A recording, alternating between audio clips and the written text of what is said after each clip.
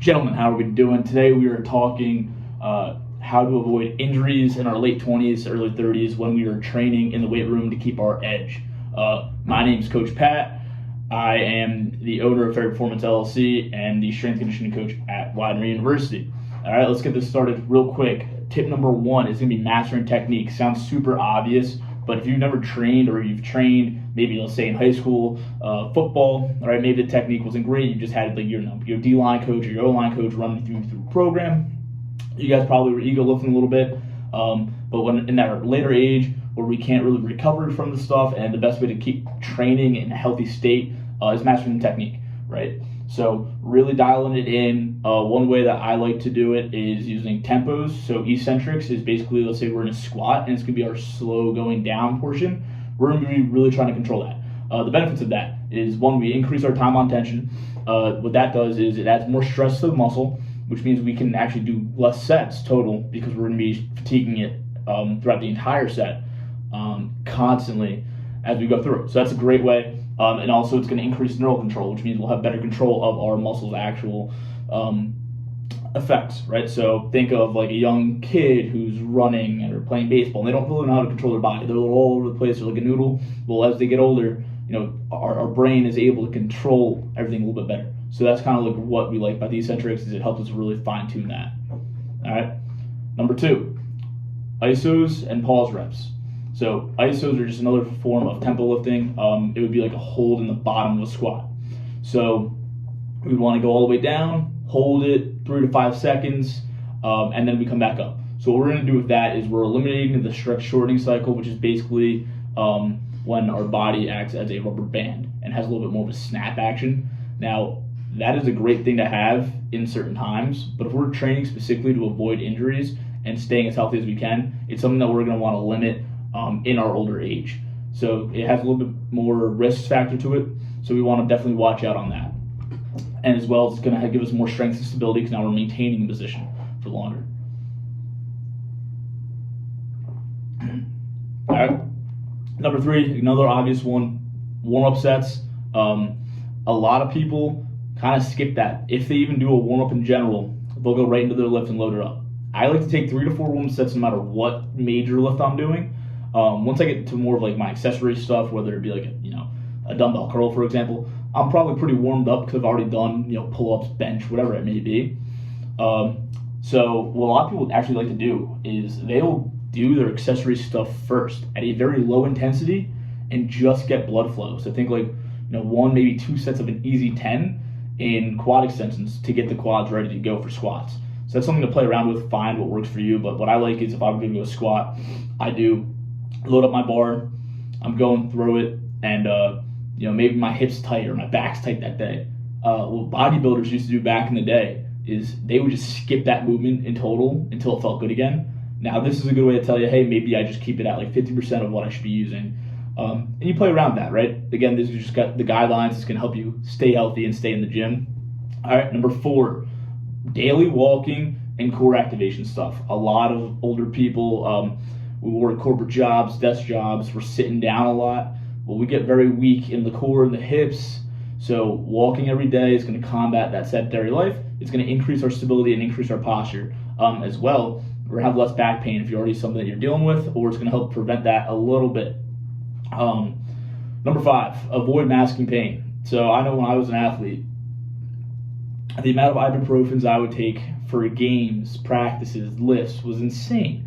I mean, like 800 milligrams type stuff, like military grade, just so I can go through practice or a game. Well, in our older age, right, we don't have a competition to be ready for, right? Our biggest thing to worry about is that big meeting or our kid coming home, or something like that, where it's like, hey, feel the pain, feel what's going on. Your body knows what it's doing. So that's just it letting you know, hey, maybe dial it back a bit. Let me get a break. Your body knows how to handle that stuff. You don't need to mask it. You don't need to be ready to go at all times. You're a man. You're an adult. You got no serious competitions. Be smart about everything. Let your body do what it does best. All right, another obvious one here is 7+ hours of sleep. Now, during 2020, it was COVID, and I actually started sleeping like 10 hours a day. But it was the strongest I ever was. I was doing powerlifting during the time, and my numbers were through the roof. I was as big as I could, and I was sleeping 10 plus hours a day. Well, that's because my body, what it does during that sleep period is it's fully regenerating. So it's able to build more muscle while we sleep. It's able to let everything get back to baseline.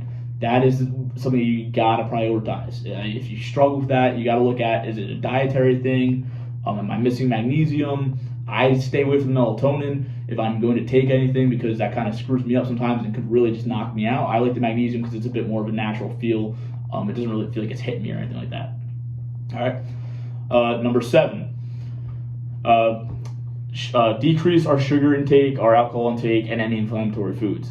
Again, alcohol intake, depending on your lifestyle, could be a little harder to do, but the best way to decrease sugar intake is eat more whole food, more natural stuff, some rich nutrients. Now, when I say decrease sugar, apples, oranges, all these fruits and vegetables, a lot of them have sugar. That's fine. We're talking about the processed sugar, the stuff that they put into, your coffees. Like, you don't need to have 4 packets in there. I drink a black coffee. I just get a high quality coffee, so it still tastes good. I've always been a black coffee guy, but that's one of the easiest ways to do it is cut out that Starbucks bullshit, and just get yourself a good quality coffee, and you'll see that's going to drop. All right. Number 8, lower our training volume. We want more quality movements over quantity. A lot of guys, they go in for that big pump. They go hit 6-7 sets on chest. 6-7 movements on chest, probably 3 or 4 extra sets on each thing. We don't need that much, right? We're adding a lot of stress we don't need. A lot of people call it junk volume. It's not optimal. I'm not science basing here, but it's just, when you look at it, you can say, like, well, you can probably be a little bit more effective than that, right? So go hit the big compound movements at the bare minimum, hit those.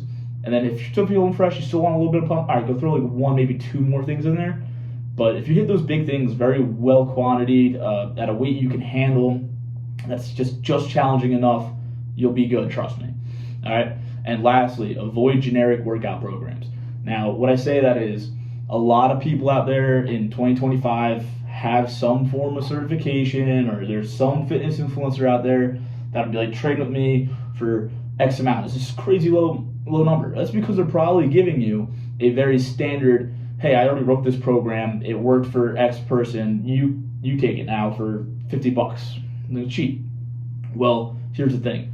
They most likely aren't taking into effect of injury history. So maybe you have a knee issue and you can't do a full squat, but you could do leg extensions or box squats. Well, you're going to look at that, and if you don't know how to manipulate that yourself, you're going to put yourself in a riskier situation by doing weights or movements that you probably shouldn't be doing.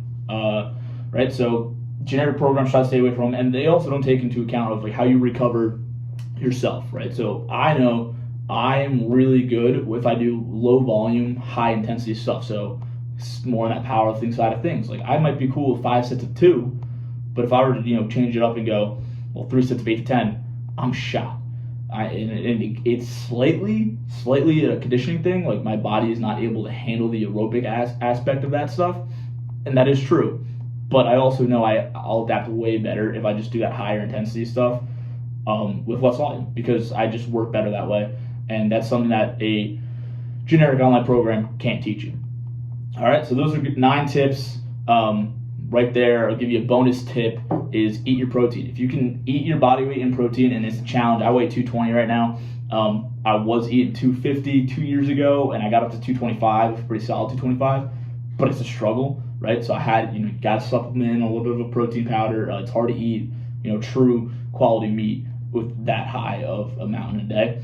So you got to eat at as best as you can close to your body weight, or at least your ideal body weight. So maybe you're an overweight man, weigh almost 300 pounds. You don't got to eat 300 grams of protein. Eat that 200, 225, right? Because that's going to be that ideal body weight for you. So you got to keep all that stuff in mind. I hope this helps. If you have any questions, leave it below. Let's get you